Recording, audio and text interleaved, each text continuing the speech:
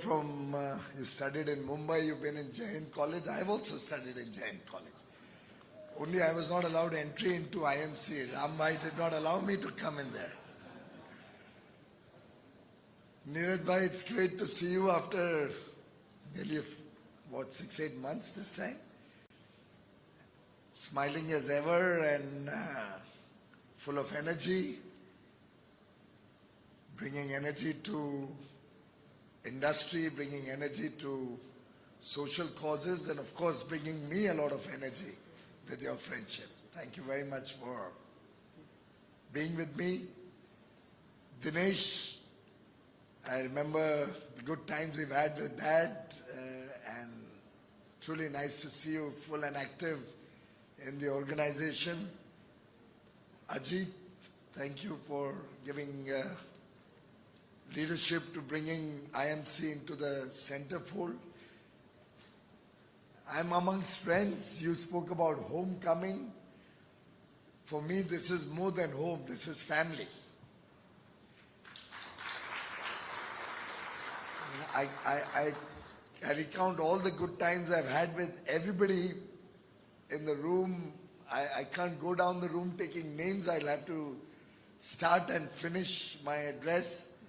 But wherever I'm looking, whether it's Shekhar Bhai or Mr. Devra, whether it's Deepak or MK, Mark, every one of you are friends from so many years. Good to see you, Mahendraji. We have Mahesh here, we have Dandekarji, Tanil Bhai, Gul, Mr. Godrej, I can just, Anandji, and I go back. Incidentally, Anandji was the first person to send me a letter from Rayon, Indian Rayon. As soon as I finished my chartered accountancy and the results came out, I think within an hour or two I received Mr. Anand Rathi's letter offering me a job in Indian Rayon. Thank God I didn't take that.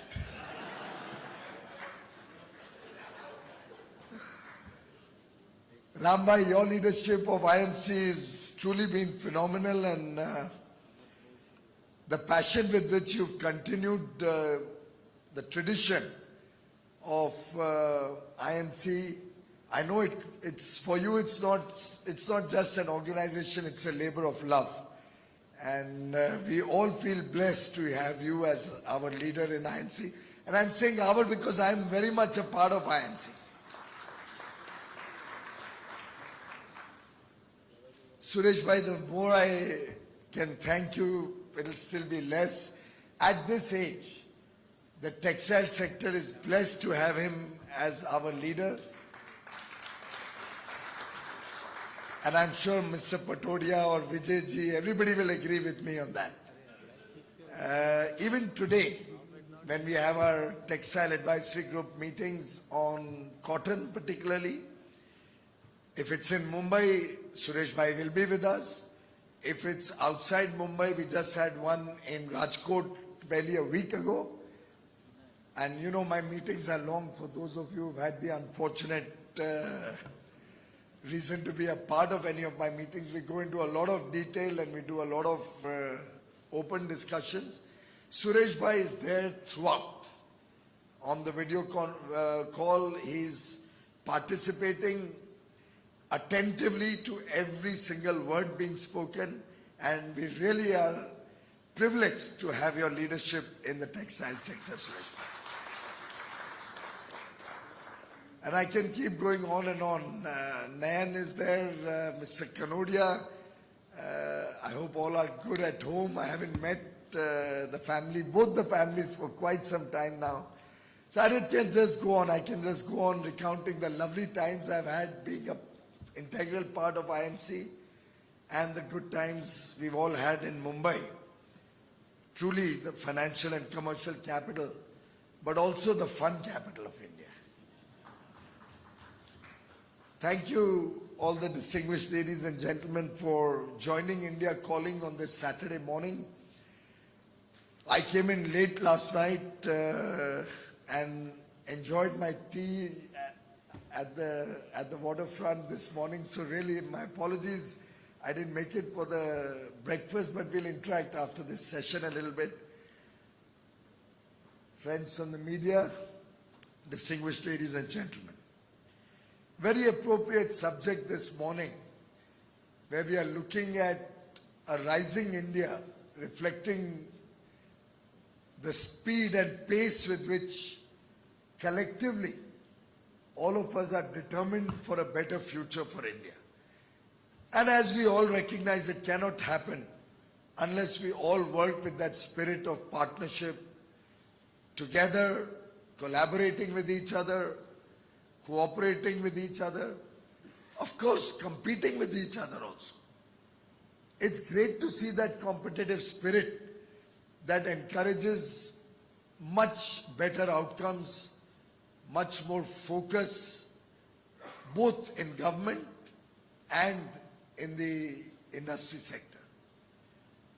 For us in government, we get encouraged when we see industry progressing, industry doing well. As I was walking in, I think it was Mahesh who was mentioning that the sector, the financial sector is doing very well. I know for a fact that Bajaj is doing very well. Anandji, I think it's the finance sector would only do well when there's prosperity all around and there's a spirit of positivity. And that spirit of positivity, which truly starts from Mumbai, is infectious. It transcends borders, and today India's spirit of positivity has gone across the world. Yesterday and day before, over the last 2 days, and Secretary West will be happy to know about this, I've been having extensive discussions with the Chief of the Cabinet of the European Union, formal and informal. And I must share with all of you friends that every single geography in the world, maybe save and except one or two northern neighbors, has so much hope and expectation from India that it could sometimes be quite daunting. The expectations of India from Prime Minister Narendra Modi, as the Italian Prime Minister said, actually every survey only confirms that he's the most loved leader in the world today.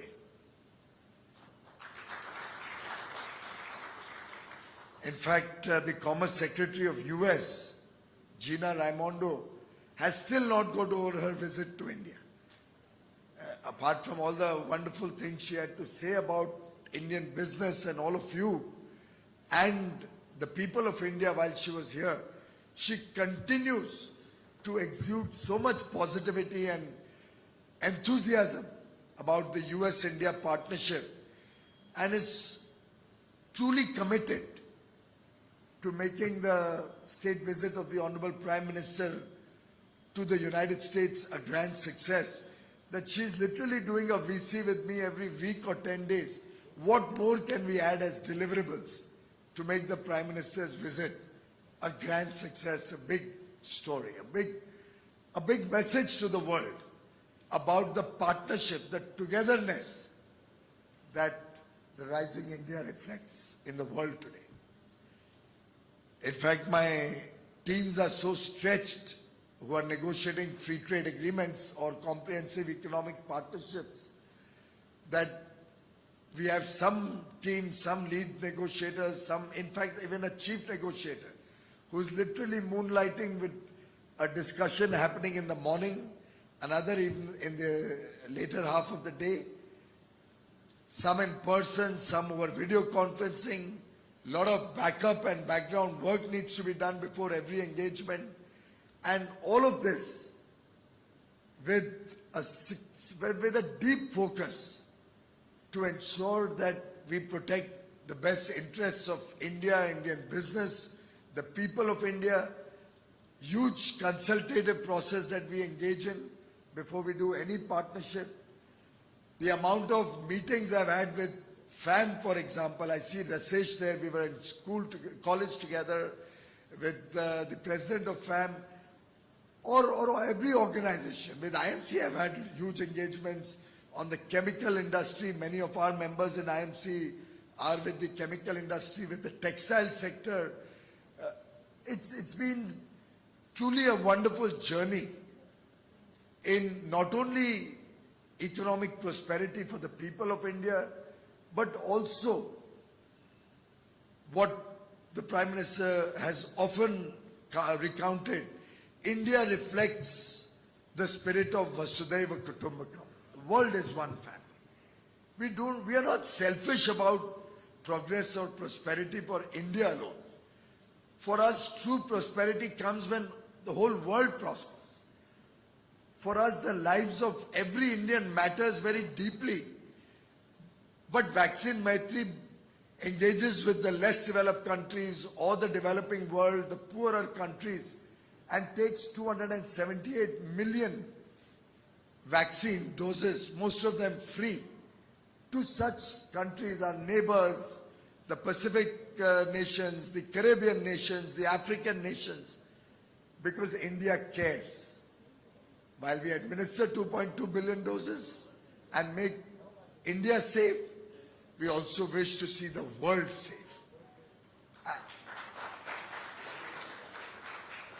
As we progress our economy, and I'm sure everyone on this room is committed to the Panch Pran that Prime Minister Modi articulated in his Independence Day address on 15th August, when the nation was celebrating Azadi Ka Amrit Mahotsav, reflecting on all the good things that have happened in the country, but also planning for the next 25 years, our Amrit Kal. This is not possible unless all of us work with a spirit of togetherness. One of his Panch Pran was the unity and integrity of India. This is just not possible unless it has the collective commitment, the sense of duty of 140 crore Indians. We will never become a prosperous or a developed nation unless we unshackle ourselves from the colonial mindset some of us still unfortunately live in. We will not be able to take prosperity to every single Indian, 140 crore Indians, unless we recognize and realize that our rich history, our tradition, our family value systems, our culture, our heritage is a phenomenal legacy which can drive our country to greater heights. The vision of a developed India will be near impossible unless the two other subtexts which he added to his Panch Pran are also recognized and taken forward. The Nari Shakti of India, women's power, and a Bhrashtachar Mukt Bharat, an India where we can eliminate corruption. Corruption at all levels, big or small. And that is possible when all of us make it our collective mission in life. When all of us go hand in hand, take the country forward with every step, every single day that each one of us takes. And once we all decide that we are going to be a developed nation by 2047. In fact, even on a business as usual case, I see India to be a $35 trillion economy by 2047. Even on a business as usual case. In fact, when we were looking at what we can do and what could be an aspirational goal, as Secretary Mr. Verma just mentioned, for the nation, in one of my Startup Advisory Council meetings in Bengaluru, and I had some top startups, some top unicorns, some top venture capital financiers or startup financing ecosystem players in that meeting at the Taj in Bengaluru. And when I was explaining why I feel we will be a $35 trillion economy and why I'm still unsatisfied and I believe we can aim for more, I remember a lady sitting on my right, and she was rightfully sitting on my right because she was right when she said, Mr. Goyal, if we are looking at India at 2047, she must be from the finance world. I don't even, I've never met her before, I've never met her since. That's the only time, I don't know how she was there in that room because she's not a member of the advisory council also. Must have been a local invitee from Bangalore.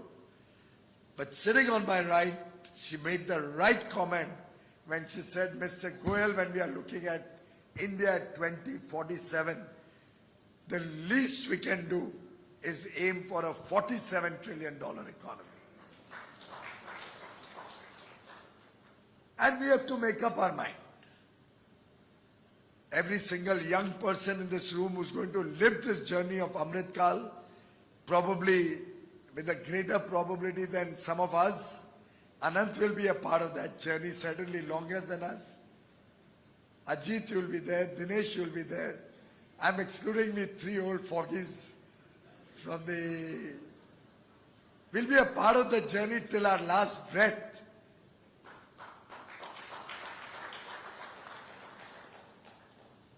But I'm sure if we all decide that this is one journey that's going to be defining our lives, if we all decide that we will absorb these 5 pran plus the 2, recognize, respect this big vision for the country, I personally believe there's no way we will not achieve our goal. I recall the 400 billion target was not out of the top of my hat, I can assure you. It was a well thought out strategy behind it, even before we discussed with all the missions abroad. The Prime Minister, Shri Narendra Modi, led from the front. I still recall the very famous interaction, and I think Manojji, you were there in that. Maybe some of you other members would have been on that meeting. Some in person in Delhi, most online through VC because we were still just coming out of COVID. On 6th of August 2021, when the Prime Minister engaged with nearly 180 missions across the world and mission heads, engaged with industry associations, engaged with all our export promotion councils, engaged with different sectoral organizations, heard them, heard their expectations from the government, listened intently to each of the business leaders articulating their point of view, and then gave this clarion call.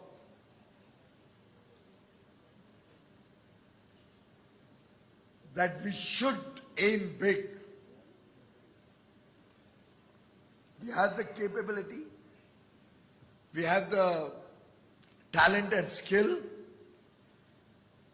we have friendships across the world, we have collaborations with business and industry, enduring many of them for over 100 years, with companies working in India from all over the world and Indian companies who have operations around the world, many of them for decades, if not some who have spent more than 100 years across geographies. And he concluded at the end of the engagement with a strong message, which I think truly excited or ignited that confidence, that spirit amongst all of us, that kind of encouraged us to think big. And as they say, unless you aim high, it's okay to aim high and maybe fail a little bit. But it's not acceptable to aim low and achieve those low expectations. Clearly, we as a nation should be making very, very ambitious, as they say, big, hairy, audacious goals. Goals beyond the ordinary. Because it's always the ordinary people who give extraordinary results. And we have it in all of us, in each one of us, to give that extraordinary result that the nation, that our young boys and girls, our children, the next generation expects from us. Most of us in this room are captains of industry, leaders of society. It's incumbent on each one of us to pick up these ambitious agendas, contribute in various ways. It's not necessarily each one of us has to contribute only to the business world. I know many of us in this room have huge stakes, huge commitments to social causes. Many of us in this room here are contributing, if I may say, some journalists contributing to keep probity in public life and keep all of us well informed. We have somebody like M.K. Chauhan who's helping build the management pool and the talent pool that India is so proud of today. We have Mark who's helping improve the logistics ecosystem so that we just got our world ranking in logistics and a further improvement. We used to be 54, we are now in our 30s, hope to be even better. Every international ranking reflects a resurgent India, rising India. And I think India Calling, with which I've been deeply associated now for more than or nearly about 20 years since we started in Nani Krupaniji's time. Why is he not here? Oh, I'm missing Nanik actually today. But over 20 years, I think India Calling has played a very, very important role in igniting that animal spirit year on year. But looking at the world situation as I see it today, looking at 4 ministers from the EFTA countries, Norway, Switzerland, Liechtenstein and Iceland, literally wooing me for the last 2 years to start or launch negotiations for an economic partnership. Looking at my discussions over the last 2 days with European Union and the expectation that we can come out with a win-win solution and give and take, with a spirit of give and take, come to an agreed conclusion. Seeing the feedback I get from my negotiators who are currently in UK, having another round of discussions on an FTA with UK, considering the fact that next week I will be in Canada, along with many of, thank you, Constantine. Considering that on the 8th I'm with Mary Ng, my very, very dear sister who's the Trade Minister of Canada. And I tell you, a votary of women equality and how, gender justice evangelist. Considering the meetings we're going to have amongst 14 countries, with the US leading from the front, the Indo-Pacific Economic Framework, later this in May in Detroit, where we are progressing on different pillars of cooperation between all of us to keep the Indo-Pacific safe, secure, open.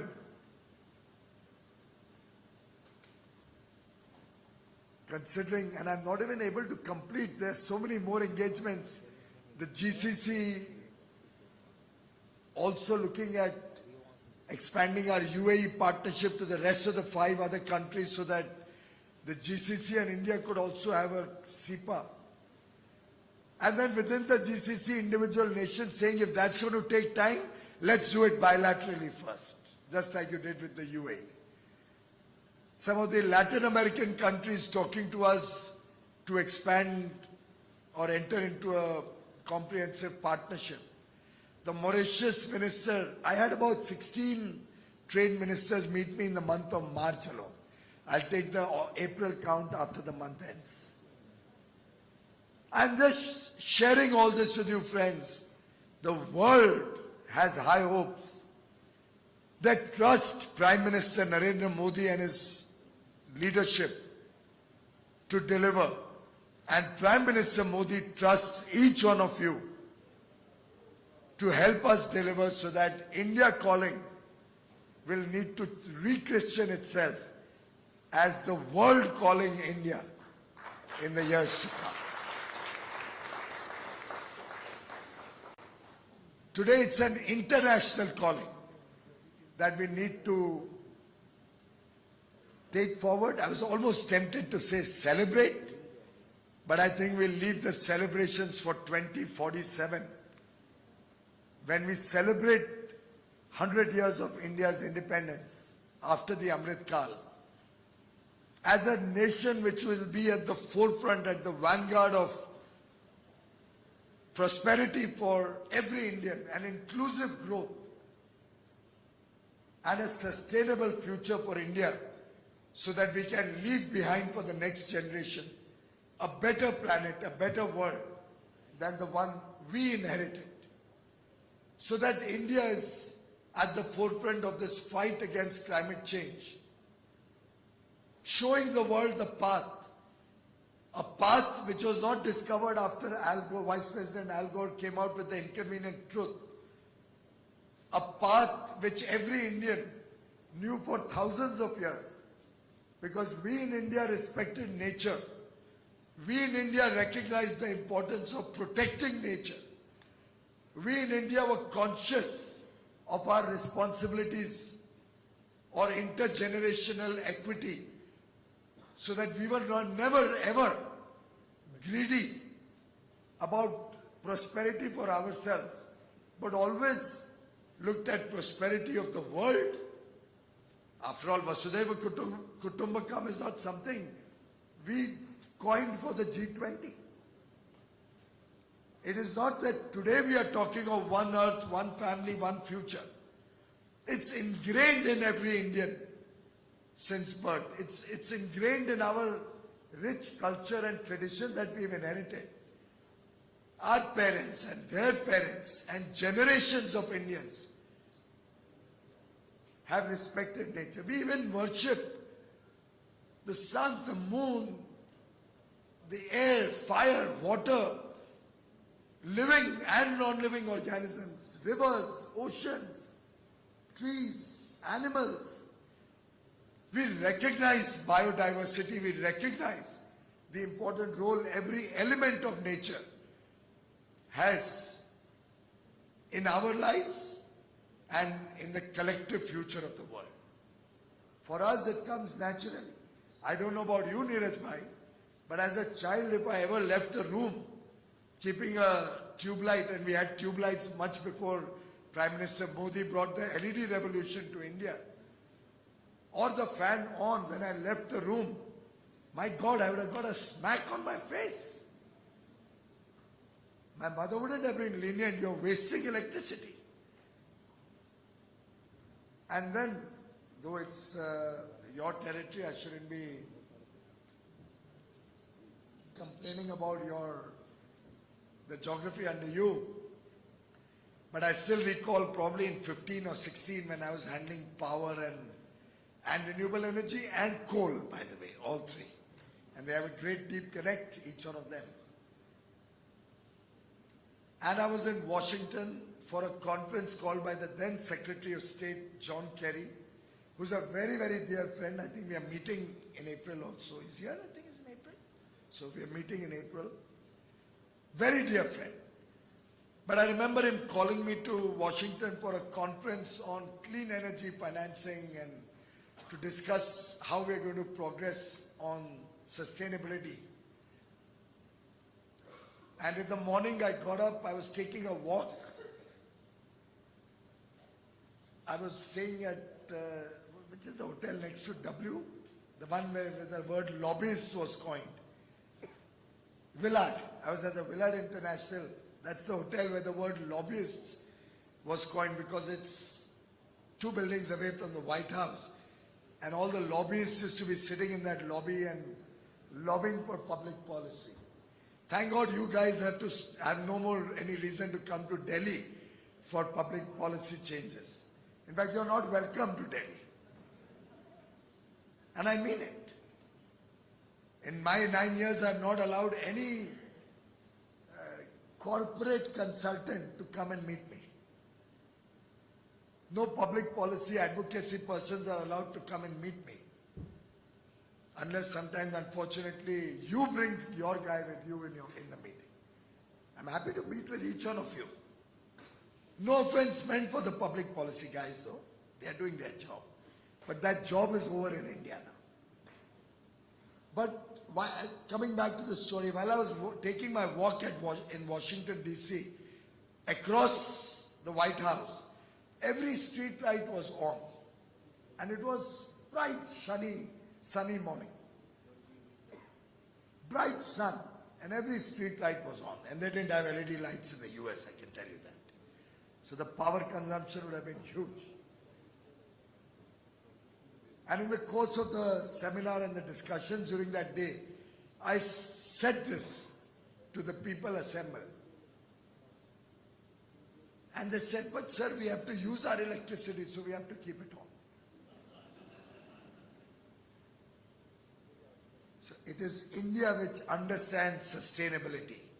It is India which understands circular economy. It is India which understands you can't waste. We have to reduce waste. We have to have recycling of whatever is there as a byproduct. And ladies and gentlemen, for us, sustainability comes naturally. And I would invite all our friends from industry, from business world, to take this positive message to the world, to show the world what India is doing to make the world a safer place to live in. To take with confidence the India story so that we can expand our international engagements. The 2 trillion target by 2030 is eminently doable. And unless we do that, we won't be able to dream for a prosperous India. And that will be our collective vision, our collective mission. And Prime Minister Shri Narendra Modi is committed to prepare the foundation, the building blocks. It's been a 9-year journey, and a journey which has truly shown to the world that the resilience that India has in the face of so much adversity, in the face of so much uncertainty, the challenges the world is facing. India is that bright spot, that beacon of hope. The country with the largest delta of opportunity in the future. Imagine from a $3.5 trillion economy as we progress to a 35, 40 or thereabout economy in the next 25 years. Show me any other business opportunity, any other place in the world which can reflect this kind of business opportunity in an open, free, transparent economy, a democratic political system, a decisive leadership with a Prime Minister who can amaze the Commerce Secretary of the US with his amazing understanding of technology. I'm just quoting her words. And with the deep sensitivity that a leader of India requires, a sensitivity which has been reflected in every one of his actions. Tomorrow at 11 o'clock in the morning, we'll be having the 100th episode of Man Ki Baat,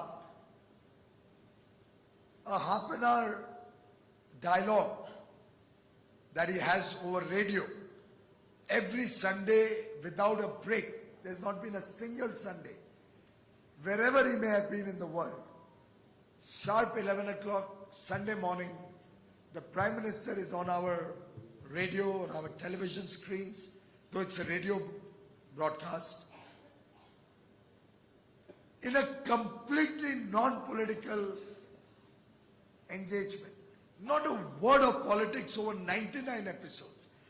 And you can imagine how difficult it is for somebody like steeped into politics like all of us are, to be able to converse with the people of India 99 times, week on week, consistently, giving a message of confidence, giving a message of hope, showing the rich cultural and diversity of India and richness of everything Indian, talking about a proud nation, talking about Atmanirbhar Bharat, a self-reliant India,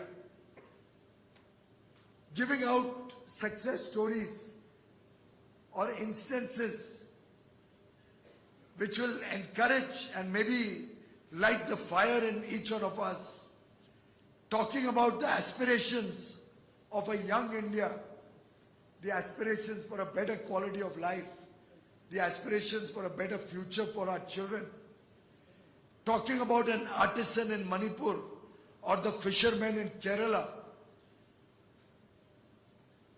All of this to encourage and bring out the passion in each one of us, bring out that fire to deliver and contribute to a developed nation.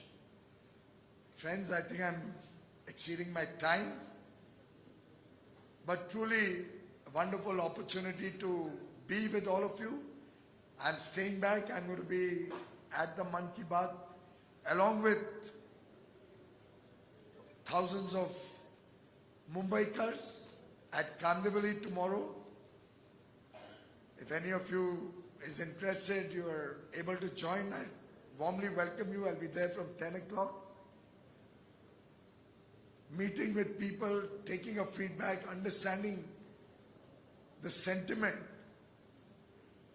But I know that the love and affection that the people of India have given to Prime Minister Modi only encourage him and empower him to deliver more, to work harder, and as he guides each one of us, if you put in X hours of work in a day, I promise you, he says, I will put in 1 hour more than whatever you work. And that drives us. Thank you very much and all the best to all of you. God bless you.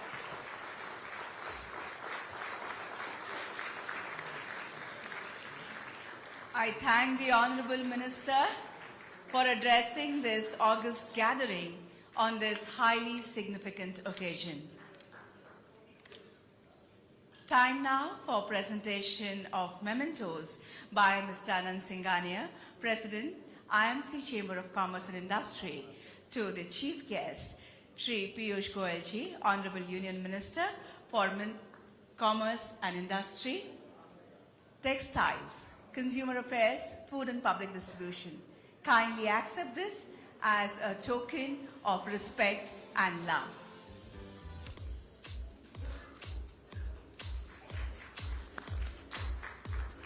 Let us have a resounding of claps, ladies and gentlemen, to commemorate this moment.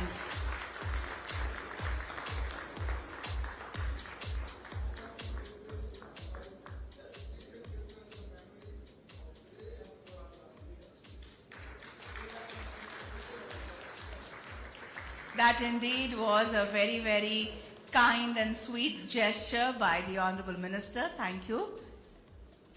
And now, our guest of honor, Mr. Sanjay Verma, Secretary West, Ministry of External Affairs, Government of India.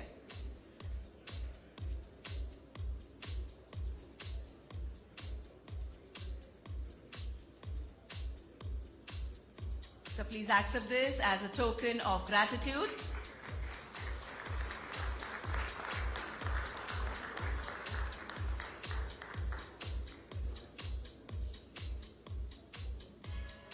and Mr. Neeraj Bajaj, Chairman Bajaj Auto Limited and CMD Mukund Limited.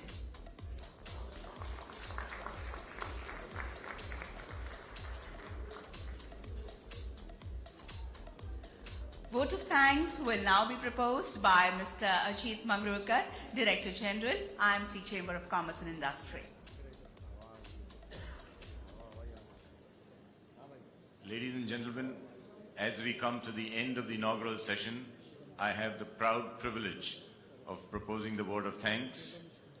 Honorable Sri Piyush Goyalji, Union Minister of Commerce and Industry, Textiles, Consumer Affairs, Food and Public Distribution. Piyushji, we assure you at IMC we are aiming high. And I can tell you that all of us here will be a very, very big part of India's journey in the Amrit Kal. As you all know, IMC was the epicenter during the Swadeshi movement. We've got a very, very strong legacy here, sir, and we will take it forward. And we are aiming high, definitely. Respected Shri Sanjay Vermaji, Secretary West, Ministry of External Affairs. Respected Shri Neeraj Bajaj, Chairman, Bajaj Auto Limited, and Chairman and Managing Director, Mukund Limited. We are grateful to each one of you to spare your valuable time to be present with us and deliver the inaugural address. Honorable Shri Piyushji, you have been a strong supporter of IMC's India Calling conference since the time IMC began this initiative in 1999. Thank you very much, sir. Shri Sanjay Vermaji, the Chamber, he knew about the Chamber from the time he used to come for his classes conducted by an Institute on International Affairs. Thank you, sir. Shri Neeraj Bajaj is like a founding father of the Chamber, who has always been there to support many initiatives of the Chamber. Thank you, sir. This is indeed a very historic and momentous occasion for the Chamber. India was a conference that's completed 24 years of its uninterrupted journey. Next year, IMC will celebrate the silver jubilee of India Conference.